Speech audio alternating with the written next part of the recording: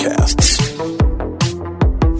proudly presents The Broadcasters Podcast. The Broadcasters Podcast. A weekly media commentary talking about traditional and digital media headlines and talking to the content creators out front and behind the scenes. Here is the king of podcasts. Welcome to another edition of the Broadcasters Podcast. I'm very glad to be on with you tonight. And I'm glad I have this platform because of a night like tonight, because of an episode like today. This episode, we need to go ahead and call out the mainstream media, call out the news media in general. Look, I understand that the media wants to be able to go ahead and, ultimately they are trying to go ahead and make money because they're a business.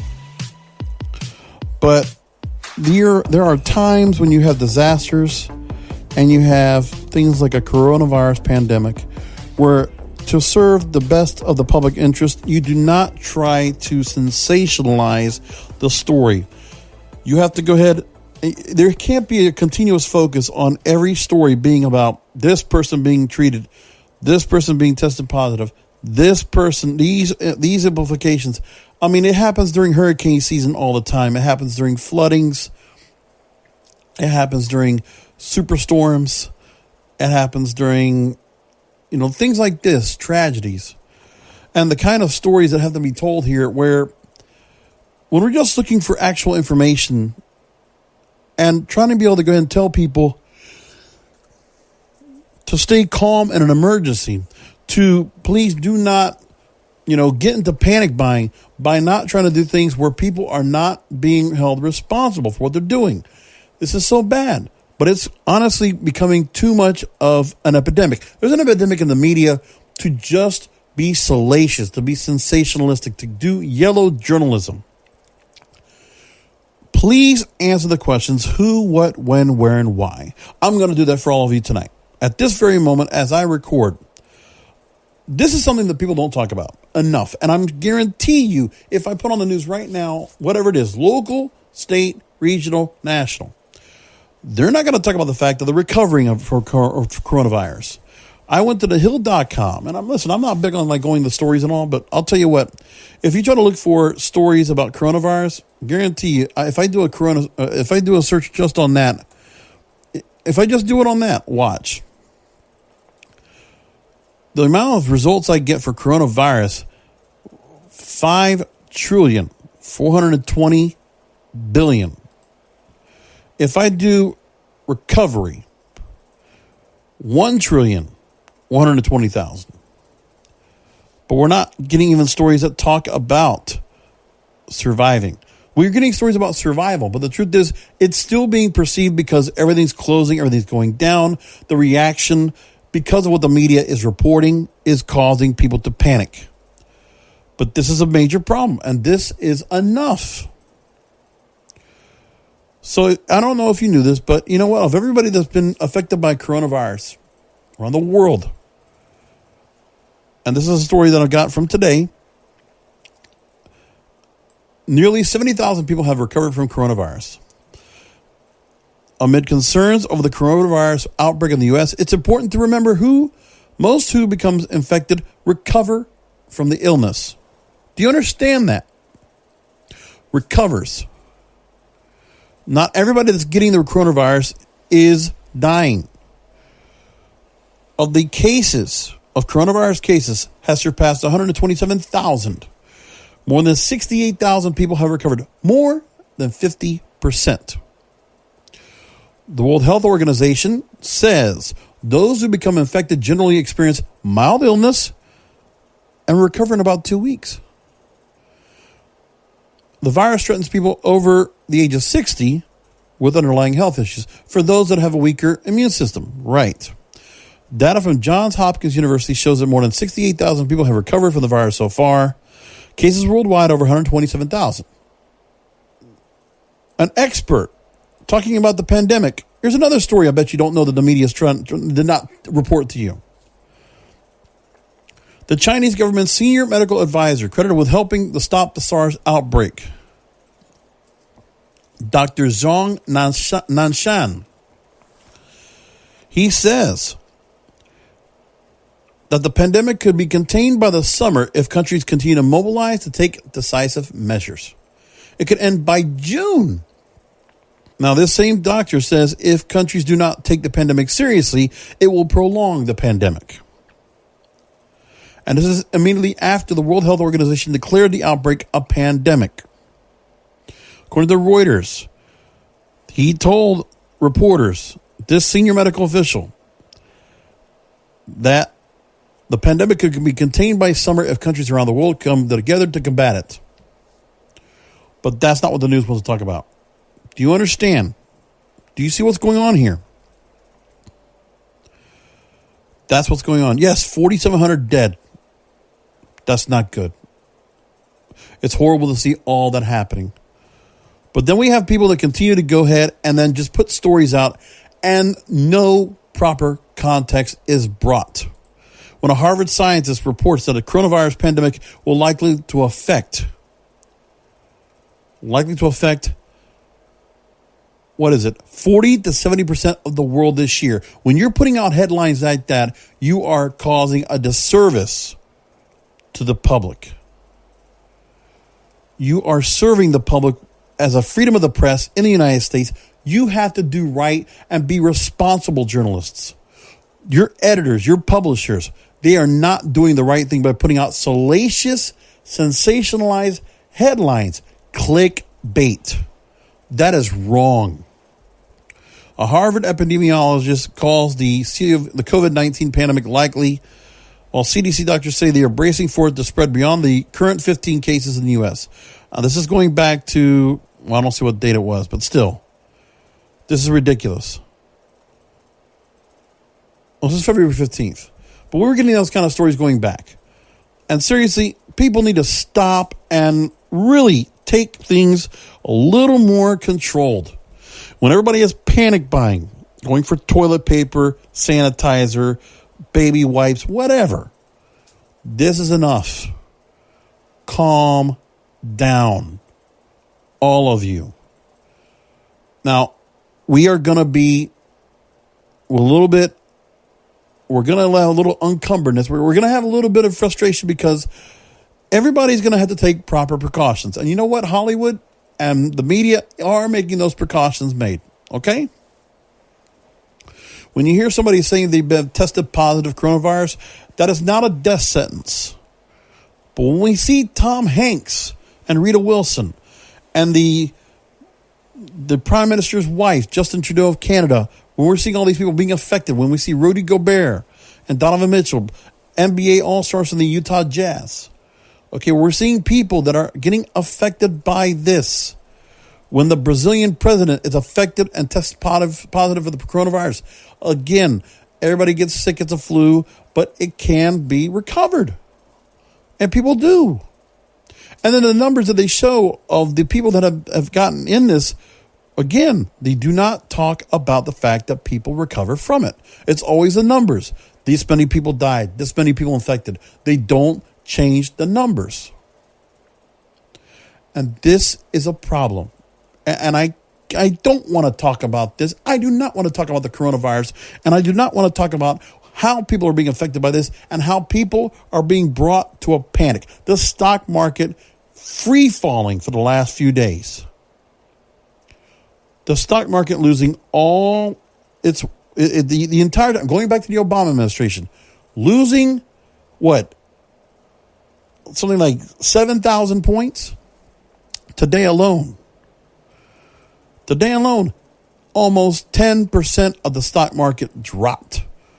Over 1,200 points. It's a panic. And yes, people are panicking, and the panic is not helping. But what will be good is there will be a recovery. Just like there are people recovering from the illness, we will recover from this and be stronger, I would hope, as a nation. And that everybody out there, one thing that's got to be noticed too is that maybe some things might change after all this. Live events, what we watch, what we're into. Will there be things that will change how we react now? Our hygiene will obviously be different. There might be quite a few things that will make us remember the coronavirus. We're never going to forget this. But what will happen as a result of this? Things will actually change. So we have to ask ourselves what things might be. Mentalities, political opinions, the way we watch television, the way we go to movies, a lot of different things. A lot of things are changing. One thing that's going to be hurting right now is we have to deal with the news, but then the entertainment that we're used to having to distract ourselves, to give us a complete escape from everything that's going on. We're losing some of that, a lot of it. Most sporting events are canceled or postponed or suspended. The NBA season has been suspended. Major League Baseball is delayed. Who knows what else, right? Then, for the next couple months, we're going to see that. Conferences, conventions, music festivals, concerts. We talked all about that last week. What else has happened since? Disneyland, Disney World have suspended till April 1st. It coincides with the fact that the flu season ends March 31st. Because we're going to get warmer weather. Spring weather will be here, and that will help to quell the flu, quell this virus. Keep that in mind. These are the kind of things that everybody needs to be considerate of. And here's what I need to talk about when it comes to the media and the way they handle this coronavirus. NuVoodoo Media Services. They are a data-driven media marketing, programming, and content intelligence provider. They did a study regarding the COVID-19 coronavirus to track concern about the spread of the virus and media usage surrounding the concern. And with the increases, NuVoodoo was putting out new information. So here's what we got. Because of the media coverage, people were asked, okay, how concerned are you about the coronavirus? 37% are, I am moderately concerned but not panicked. I am in that category. 36%, I am concerned but going about life with a few precautions. Probably in that category too, but 13% say I am extremely concerned. I have significantly altered my regular activities. 11%, I'm not concerned all about it. 4%, I'm not aware of it. Interesting. 3,000 interviews were collected on March 9th and March 10th. So just past weekend, or earlier this week. Would you say, which media were you watching to get your information about the coronavirus outbreak? Here's what we got. 36% said internet and social media. And that's the highest number. Local TV news, 31%. Cable news, 24%. Nobody's watching cable news. Radio, 20%. And, it works when it's something much more local. When there's local disasters, then usually radio might be much more. When you're losing power and you have nothing else but a battery-powered radio, that'd be the story. National papers, print or online, 18%. Local newspaper, 18%. So again, people are getting their news for the local TV, where they can get local information about their area, and the kind of services that are being offered or what is being done, the closures and all that kind of stuff. So people are watching local TV news. But for the most part, internet, social media. And that's it. Next question was, which of these places have you gone or would you go to for information about coronavirus cases in your immediate area? So internet, social media, 73%. Local TV news, 58%. Cable news, 35%. Local newspaper, 33%. Radio, 30%. National papers, 30%. So again, your traditional mainstream establishment media, people don't care. They know at least local TV news will have the stories. They'll get the people. They probably will do some little reporting. They'll have information. And it's on TV. People will probably catch that on their TV sets. 73% internet and social media. How about that? Yep. Self-reported usage is up across all media types, including 20% of respondents saying they are listening more to the radio than before the outbreak. Some interesting information right there. So we'll keep an eye on that. We'll see if there's anything else that comes up about it. That'd be interesting. So like I said, Disneyland, Disney World, Universal Studios Hollywood closed due to coronavirus. The latest news, we have Mulan pushing back the release. F9 has been pushed back a year, and this was after we saw a number of movies being pushed out. California Governor Gavin Newsom calls for gatherings of more than 250 people to be canceled or postponed. Governor Governor Cuomo in New York is canceling any events of 500 people or more. TV productions have been in flux amid the coronavirus concerns. I know that Full Frontal with Samantha Bee had an empty audience. Grey's Anatomy, Apple's The Morning Show, CBS's NCIS have taken a 2-week hiatus. Multiple shows have canceled wrap parties as writers' rooms, more operations, and industry weighs its response to the global pandemic. So most shows are not going to have live audiences. Number of events are not going to be doing anything. Done with that. Upfront presentations by Disney, Hulu, CBS, and NBC, CW, Fox, Warner Media, Discovery for going live upfronts. They're going to do video presentations instead. We've been talking about the union issues with the Writers Guild of America. Well, Writers Guild could their strike could shut down all productions should agreement with the studios over streaming residuals not be resolved when the current deal expires May 1st. So there's also decisions about whether or not productions should be shut down now. A number of shows have already quietly stockpiled scripts at the studio's request. So we have shows like Tonight Show with Jimmy Fallon, Late Night with Seth Meyers, shutting down production. Earliest they can resume is March 30th. The Late Show with Stephen Colbert postpones on the 3 original episodes to air next week without a live audience. ABC's Grey's Anatomy shut down for 2 weeks. All 3 NCIS shows are hit on pause, and scripted and unscripted programming across the Viacom CBS portfolio is examined. A lot of things are going on here. People are really they are nervous. With all validation, of course they should be. So those are the kind of things we're seeing right now. Everybody's kind of really up and at it about that. Now, we also got a story about how, so Quiet Place 2, Jojo Rabbit have also been delayed. Before I continue, I forgot to go and start this off with the show because I got so into thing right now. So, I do have an interview today. I didn't get a chance to even tell you about it. But let me tell you who it is. It's writer and director and filmmaker, Brad Holloway. He just put out a new film. It's a short film called Open House 1 to 4. Brad Holloway's been a working screenwriter for 12 years, sold his first feature script to called Black Box to Warner Brothers with Lorenzo Di Bonaventura, who's the producer of the Transformers series.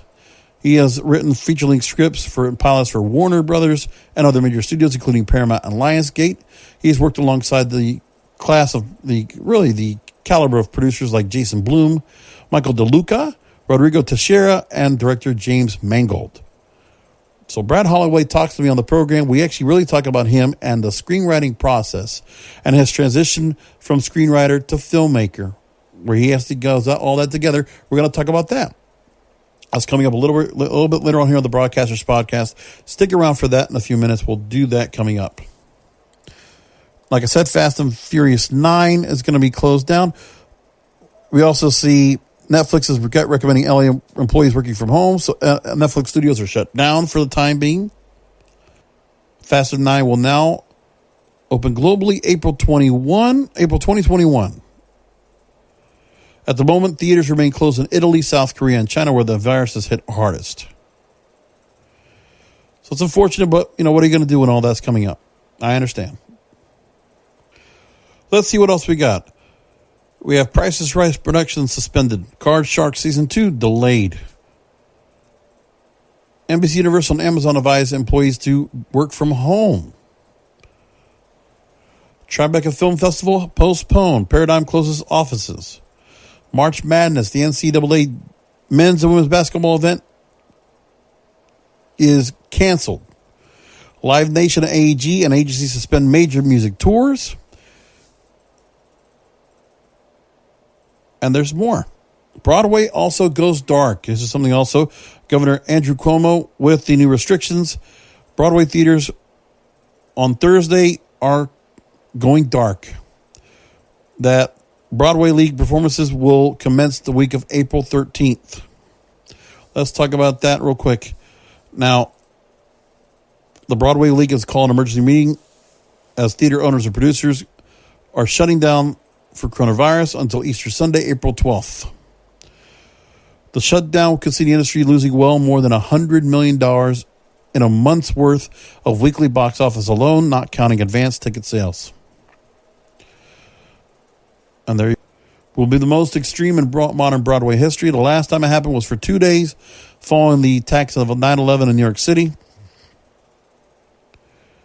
They would resume on September 13, 2001.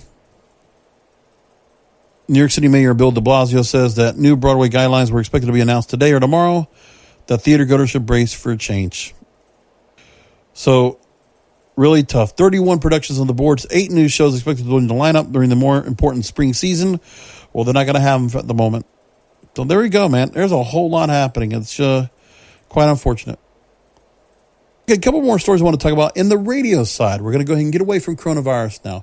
We're going to go to a couple other things. So I want to go ahead and bring up a few stories that came up thanks to the consultant, Lee Abrams, who you might remember I talked about a few months ago. He really put some stories out there about the state of radio. And he put a few more stories out. I'm going to take a couple that he put out because he now has a blog, Lee Abrams, LeeAbrams.wordpress.com. So he's been putting out stories. He's put out a couple this week. Well, a couple days ago, actually. March 3rd and March 8th. I'm going to take the most recent one. Rock and roll thinking. I thought some of the stuff he said was actually quite poignant. I want to bring that up. He mentioned that innovation, that rock and roll back in the 50s was all about a new sound. One that the industry veterans didn't necessarily get or like. Artists did and worked at creating a new sound that was in sync with the era. Media veterans need to work on that new look with the same imagination that Sam Phillips, the Beatles, or Buddy Holly had. Rock was multicultural. Industry leaders at the time may have tried to segregate it, but rock opened the doors. Rock looked forward. It was about the next new thing, new sound, new look, new angle.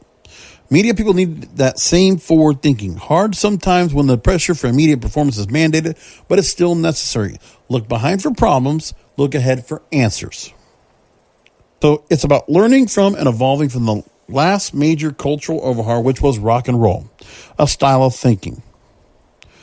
The characteristics of rock and roll thinking include eccentricity all the way to the bank, innovation as a driver in everything you do, attitude, a spirit, swagger, a sense of confidence, newness, the struggle to be the first, big mass appeal, reinvention, a desire and motivation to create fans, not users, powerful, culture moving, changing, always pushing forward, competitive, fighting for success, artful, creating commerce through art. Art is not a bad word unless it's bad art. Instinctive, not relying on yesterday's information. Rebellious, again, a fighting spirit. Intelligent in a mass appeal way. Not elitist, for the masses. Amen, Lee Abrams. Well told. Interesting, I thought. That's a nice thing to actually apply to a lot of different media, as a matter of fact. Then he had a story about the 8 realities of radio.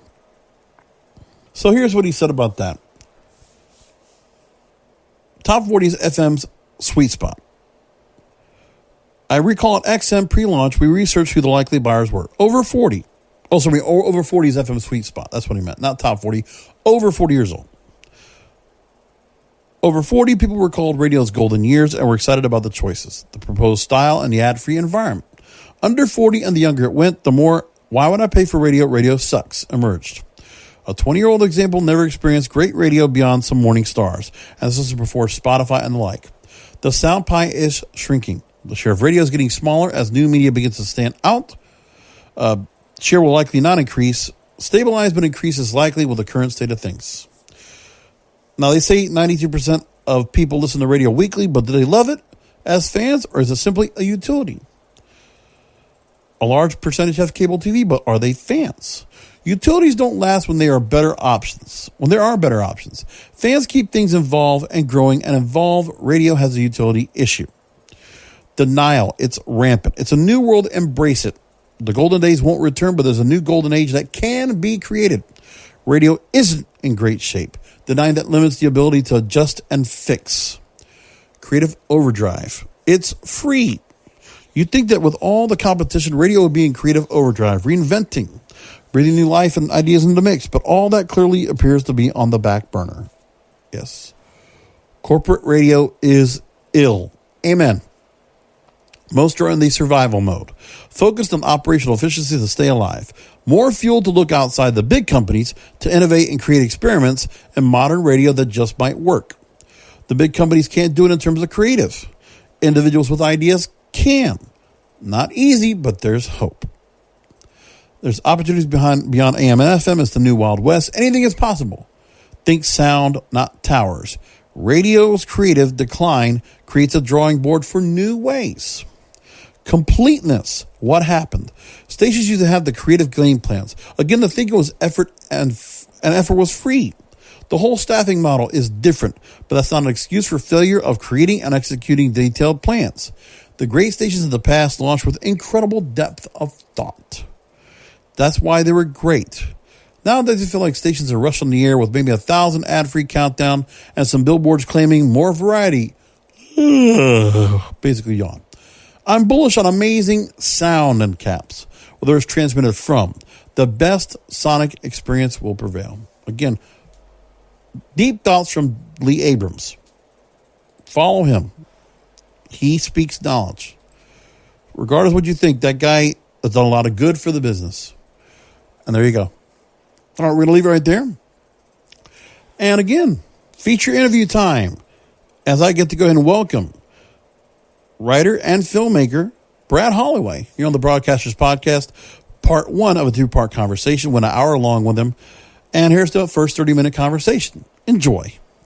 So we've gone through different aspects of the movie sphere when it comes to directors, people that work on the audio side, producers, talent coaches, all the other. But we haven't had a chance to get a professional and gifted and successful screenwriter on the program. So I'm glad to get a chance to go ahead and talk to my next guest. He's been a working screenwriter for 12 years, sold his first feature film first feature screenplay, Black Box, to Warner Brothers with Lorenzo D. Bonaventura, who's the producer of the Transformers series. He wanted to write feature-length scripts and pilots for Warner Brothers and other major studios, including Paramount and Lionsgate. And you've worked with the likes of producers of Jason Blum, Michael DeLuca, Rodrigo Teixeira, and director James Mangold. So that's a pretty high class. I'm here with the filmmaker of the new short film, Open House 1 to 4, Brad Holloway. Brad, thanks for joining me on the Broadcasters Podcast. Oh, thanks for having me. So Open House 1 to 4, or is it just 1-4? Yes, sir. Yeah, 1 to 4. So, it's a short film. The premise is basically there's a realtor. Let me go ahead and give the way it would be presented, like if we're doing the press junkets. Let's just all right. So sure, you're making your directorial debut with a new short comedy. It's a film that takes a dark yet humorous look at the intensely competitive and sometimes dangerous real estate industry.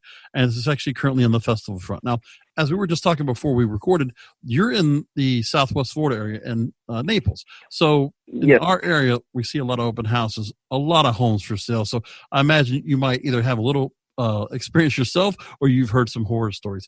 Talk to me first of all, about the movie itself, and let's start with that. Tell me about the movie itself. You were going to just start.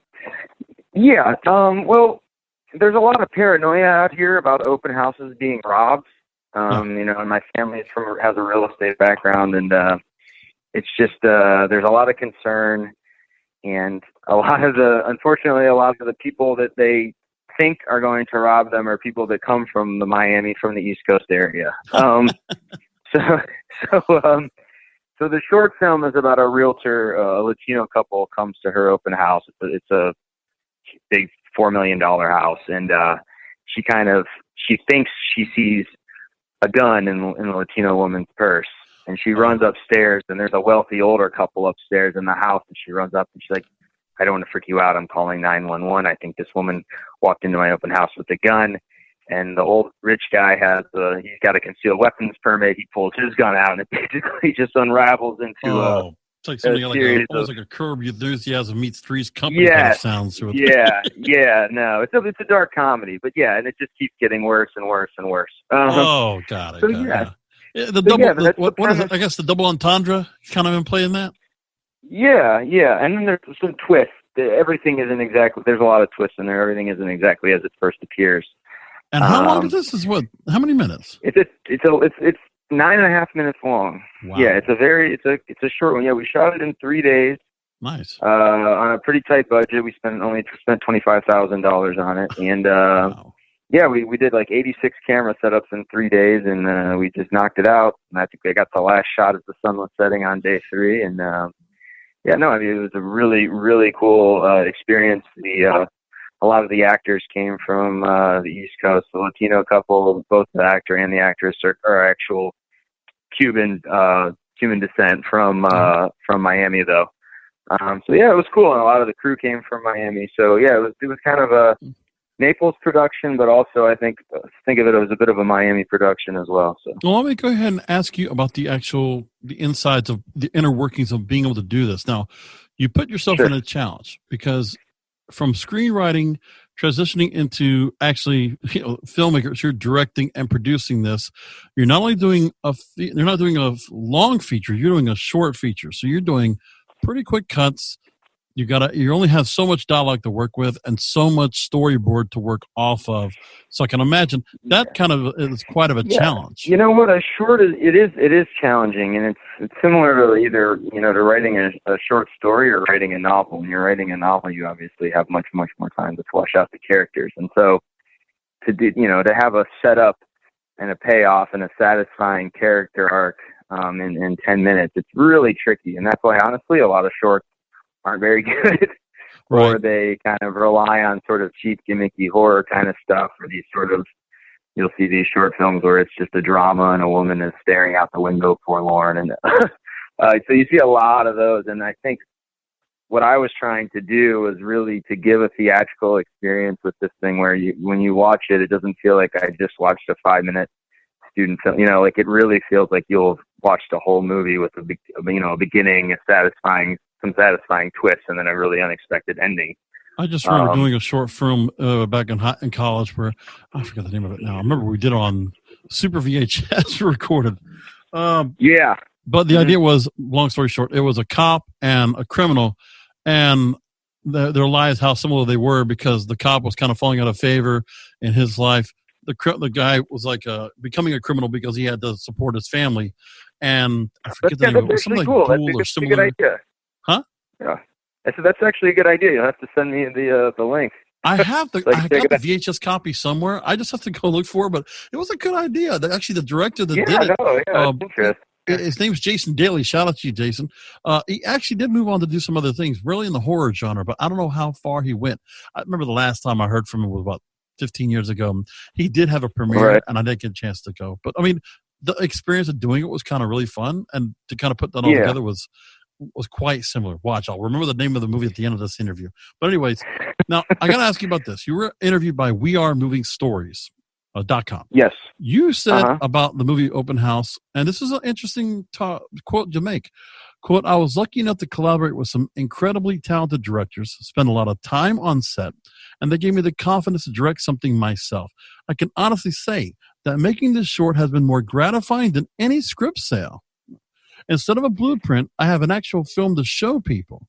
And the joy of entertaining an audience is why I embarked on this journey in the first place. So now, at this point, what did you ultimately learn by sitting in the director's chair? And, what do you think about, what did you understand more by being on that side, sitting in that chair, seeing your script being put together under your direction? Well, it's really hard because when you're writing movies and you're the screenwriter, in the TV world, the writer is the top guy. But in the movie world, they call it, the director calls the shots. And then there's also a lot of studio, notes. You'd call it notes. You'd call it interference. But there's just, you're really, you don't have any power to dictate creatively what happens after you do those initial first drafts. Once it sells, it's out of your hands, and they can they can put other writers on the project, kick you off the project. I mean, you really don't have any really say But I think the one so, thing with your scripts, you do like to be able to, as much as you can, you try to interject yourself to offer the kind of input. That's why you've worked with the producers and directors that you have. Yeah, I mean, I've had. I mean, I It's hard to detach from a script, I would imagine. Yeah, I mean, I sold my first script when I was 24, and I'm still to this day will occasionally have to do a rewrite. I mean, I think I've rewritten that script 60 times. Wow. You know, the number of rewrites you have to do is absolutely insane. Like the Safdie brothers movie Uncut Gems, I just read an article that they rewrote that script 160 times before it got made. I mean, yeah. So you're just, the studios will, like, you know, everybody has notes. So you know, I sold the script to Warner Brothers. Well, first of all, the producer, his VP has notes. Then the president of the production company has notes. Then Lorenzo has notes. Then the studio, there's like, you basically get notes from all these different people. If a movie star comes on, he's going to have notes. His team will have notes. The manager has notes. But at least you understand it on being on that side, having your own production. You get that now. You get why there's so much where the autonomy might not be to you, but then you can understand why there's so much going on like that. As long as the end result is good. Everybody's trying to make a good movie. But when there's that many cooks in the kitchen, unfortunately, what happens a lot of times is that what makes the script unique and interesting gets whittled away slowly and surely into something that's kind of generic and middle of the road. And that happened with me, my scripts, because if you watch the short, you'll see I have kind of irreverent, dark sense of humor in the writing. And that always was the first thing to go whenever I worked on a studio project. So, you know, so that was what was great, was I was able to, the tone on when you read the script, the tone doesn't necessarily, it's kind of a heightened reality. And it's very, like, it's not laugh out loud funny. It's more of a satire, but what I was able to do as a director is working with these actors. I was actually able to nail the tone exactly how I pictured it when I was writing. And that's a lot different than my experience when I was, you know, just doing the screenplays. Now, the question is, would you understand, I guess, where some people might come from, where I'll admit there's a lot of movies that I see that might have some dark satire or humor, that those movies are instantly pegged as indie and not mainstream. So that's why they're going to go ahead and choose against. You know, real life, dark comedy is my favorite genre. It's real life, I think, is a dark comedy, as we're seeing now. And, you know, but as soon as anything in that wheelhouse, they immediately like, oh, it's Coen-esque, you know, and that's what they always say. It's like the Coen brothers kind of mastered that genre. And as soon as you get that note that, oh, it's very Coen-esque, that basically means, like, it's an interesting script. We have no idea how to sell this, and we're probably not going to buy it, you know? Right. So, you know, but I think there's, like, that audience, because that the studios aren't taking chances, they're either making these huge tentpoles or they're making the little horror movies. So that more sophisticated audience that might enjoy a dark comedy, they're honestly, they're watching more. They're getting it. They're just getting it on HBO or Netflix or, you know, the streaming sites or you know, they're getting it on TV. But that sort of content, they're not making a ton of it. It's got to be tough, because, I mean, when I think of dark comedy, I always think of Fargo. I always go back to that, because it is. That's the quintessential. So you're always like, if you want to go to a movie producer or a mogul, you say, we got the next Fargo. Okay, I'll read it. Right. Yeah. So and it's and that's honestly was a huge Fargo, how things sort of, you know, it starts off, he's just trying to get money from his wife's father, his father-in-law, and it just sort of keeps getting worse and worse and worse. It's very similar to what I do with my short film. I mean, the Coen brothers are my favorite directors. So Fargo, it absolutely, if you like Fargo, then I think you'll really enjoy the short film at the Open House on the 4th. So. I just saw that they're going to put out season 4 of the TV series. I love that damn series. It really is great. It's amazing. You know, it's interesting. I love the first 2 seasons. This last season, the third season, kind of didn't work for me personally. Did you? I thought it was a little boring, actually, honestly. Well, I get that. It was a little draggy. I thought Ewan McGregor's role was fantastic in that movie. Or in that show. Yeah. And plus, I like the guy that plays Jesse from Breaking Bad. I really like his role there, too. Was that last year before? Aaron. What's that guy's name? Aaron. I gotta go looking, but yeah, no, exactly. Aaron Paul. Yeah, but I thought season 1 was good. I thought season 2 was absolutely amazing, and then season 3 was. I think Chris Rock is starring in season 4, so I think that's kind of interesting. It should be cool. And the writer, I think, is Noah Lawley. He's a great writer. So he's also a novelist. He's written some interesting novels. So yeah, definitely inspiration. Now I got to go looking for that stupid character from. No, it's not Aaron Paul. I'm thinking of Jesse Plemons. That's what I was thinking of. That's the Jesse I was thinking of. Yeah, he was season 2. Yeah, he was. That's what it was. 2. Okay, He played the butcher. Yeah, correct. Yeah, Jesse Plemons he's in I swear he's got a role in every great movie lately. It's true. Game Night was fantastic with him. Yeah, he was a cop. He was so creepy. Yeah, the creepy cop. He was excellent in that role. Yeah, he was fantastic. Underrated movie. I really enjoyed that. Yeah, I'm a redhead, and people actually say that I sort of look a little bit like that guy. Actually, I haven't put on that much weight. But right. Actually, I know what you're talking about Game Night. I was really surprised Rachel McAdams had such good timing. And Jason Bateman, every time he's in something, just a good, slacker, kind of like just smarmy kind of comedy guy. He's so good at those movies. I really like his stuff, for the most part. Are you watching The Outsider at all, the HBO show that Jason Bateman's on? I'm so behind. Right now, I'm torn between Homeland and Better Call Saul. I love those shows. That's about as much as I could take in right now of this series. Breaking Bad is maybe my favorite show ever. Better Call Saul, everybody says that it's amazing right now, but I watched the first 2 seasons and it was very slow for me actually, and I kind of lost my enthusiasm. But the reviews have been so good for this new season that I'm like, all right, Breaking Bad started so slow too, man. The first year was sluggish as hell. You really had to tread through a little bit. But it got there. I mean, Vince Gilligan, I like his direction. I don't mind him taking time on scripts if he's getting somewhere. Even El Camino, I thought, it kind of didn't need it, but you know what? For 2 hours, I enjoyed seeing Jesse Pinkman back. I loved it. I thought that was, I enjoyed it. It felt to me like... It wrapped up Jesse's story to me. Yes, it felt like it didn't feel necessarily like a movie as much as just 2 more episodes, but... But I really enjoyed it. Yeah, no, I really Aaron Paul, that actor.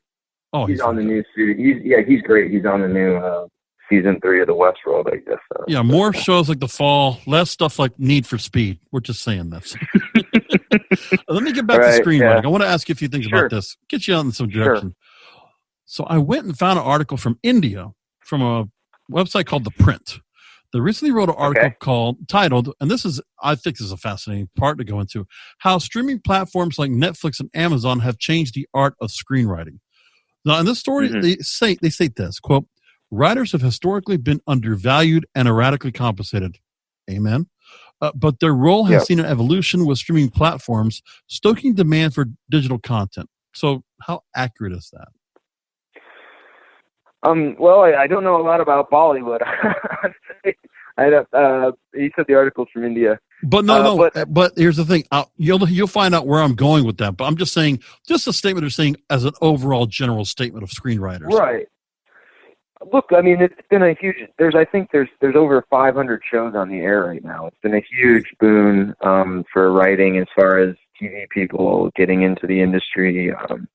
And, with the diversity hires, there were a lot of people of color that were sort of kept on the fringes of the industry, especially writers that are now working. And I think we're getting a lot of unique voices. So I think the streaming has been very beneficial. And then what you're seeing with Netflix and some of these other companies, Warner Brothers TV, there's also sort of an arms race to get the top tier talent. So you're seeing the showrunner deals they're making are bigger than ever. No, I'm going to go. I want to follow up with you on that. Let me get to this one point. I'll ask you about the streamers because I want to know what your take is about how you go ahead and probably put some projects together that you might go ahead and pitch to the streamers, because obviously that's where scripted series are going everywhere right now. There's a complete drop in the amount of series going to basic cable or to pay cables for that matter. It's really where it's going now to the streamers. Now, Sudeep Sharma was a guy they profiled in this article. He's a Delhi University graduate who gave up working for Coca-Cola and Asian Paints to become a screenwriter. Fascinating story. He took 5 years for his first screenplay to be released. He's now the showrunner of a series called Patal Lock. It's an upcoming investigative drama that's going to be picked up by Amazon Prime Video. He said this, quote, with the streaming format comes a chance for a writer to lead and be a crucial part of the entire process in the form of a showrunner or creative producer.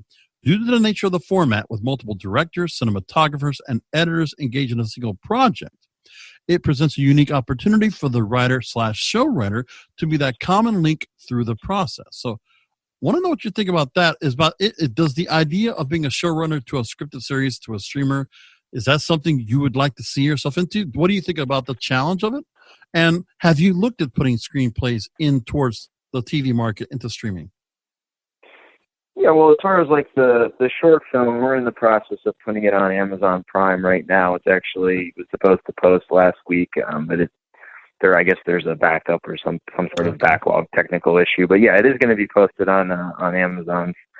The streaming, I mean, it's great. It really helps you reach a wider audience. The fundamental shift that came about through streaming is that people forget it, but not too long ago, all television was episodic. Almost all television was episodic, right? Right. It was a contained 1 hour episodes, and what the streaming really has done is it's allowed writers to create serialized stories where you have these plots that are unfolding over one season, over the course of 3 or 4 seasons. And because it's streaming, people can access it. Whereas before, you would watch an hour. If that show aired and you didn't get it on tape on VHS, that was it. Or maybe it would be a rerun a long time from now. But I'll tell you, there's a couple of contributions to that process. I mean, number one, we did have that for decades here in the forms of miniseries.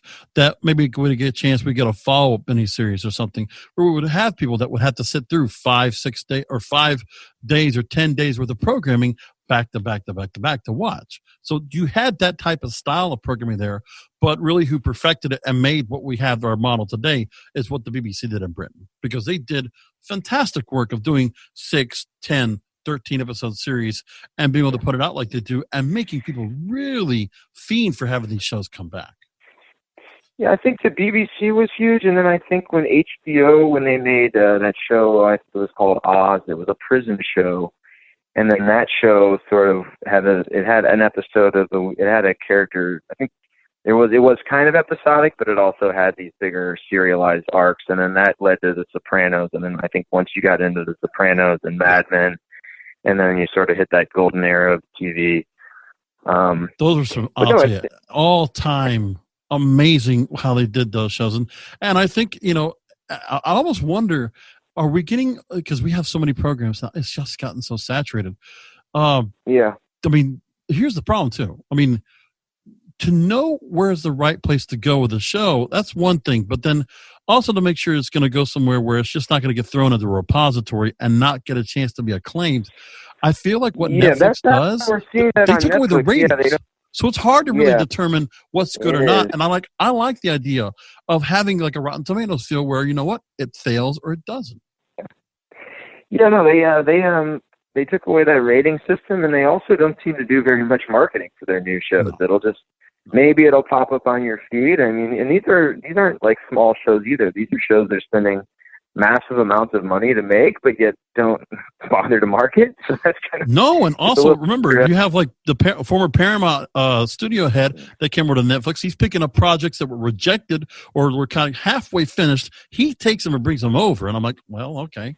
And they're kind of like half-assed. I mean, they need to generate so much content because basically, a lot of their most watched content, like shows like The Office, weren't theirs. They were just licensed, and now those they're going to go away. They're expiring because everybody and their brother is basically creating a streaming site. So now they are in this position where they need to generate a massive amount of content. I think they're spending. I don't want to quote a number, but I read the other day of what they're spending just in 2020 on content. I mean, I want to say billions of dollars. $13 billion, something like that. Yeah. I mean, it's like a large amount of money. Well, no, they're spending themselves into debt. Obviously, spending themselves into debt. Well, here we go. There's a lot of conjecture that they're running deeply in the red. I don't know. I have All right, no so idea here it what is. their It's finance actually is like it's $17 billion in 2020. Yeah, $17 billion in content. That's It's an enormous. ridiculous. Yes. And what is it? You know, Apple's like spending like a couple of billion, Amazon a couple of billion, yeah. but like, and here's the worst thing. And here's another thing I got to mention once again. Every time I look at what's going on with Netflix, they're right now $12 billion in debt. I mean, they're not going to make that back. There's too many. You got Netflix or too many Peacocks coming out in just another month or two. You got I was HBO going to Max. say, it'll be very interesting with Disney when Disney enters the market because they have so much intellectual property to draw from. But then, you know what? Even Disney Plus has lost some ground a bit. I mean, I don't hear. I mean, I see they put out new programming. They promoted in the Super Bowl. Really, Mandalorian, and then releasing Black Panther. You can watch on Disney Plus. That to me was a faux pas from the executive suite because you needed to have more than just Mandalorian. You needed to have content, a pipeline of content coming in so that people weren't. I know a lot of people that just pirated The Mandalorian. They just watched it they just ripped it, and then they can, and that was it. If they had multiple shows they were interested in, then I don't think they would have done that. Maybe they would have actually signed up for the service. And most importantly, and I want to move on to this, but the other thing too is that it's one thing to be said, and I, as a screenwriter, I would imagine, you want to be able to determine the hierarchy of who has the best quality program. There's a difference between, when it comes to the basic cables, FX has been on top for years. TNT might be underneath that. When you're looking at the pay cables, you see HBO, Showtime, followed by Stars, most likely. So the hierarchy is there. As far as quality goes, from a writing perspective, it's HBO and FX by a pretty large margin. They have the best quality, I think, as far as the writing. I mean, it is show by show, obviously. HBO's struggling on a couple of projects that got off the ground. They're just not. Some of what they've had has not been like. I mean, they got Big Little Liars and Succession and things like that. But it's like, I mean, but then, it's also Succession is. I mean, they got those. The Outsider's a huge deal, and they had Succession was probably people's favorite show last year. I have to watch that. I haven't had a chance. Yeah, it's good. The writing is fantastic. It doesn't. Sometimes I feel like they're kind of treading water as far as like having the same conversation over and over again. Like, which kid am I going to give it to? What from HBO I loved in the last couple of years, I really loved The Deuce.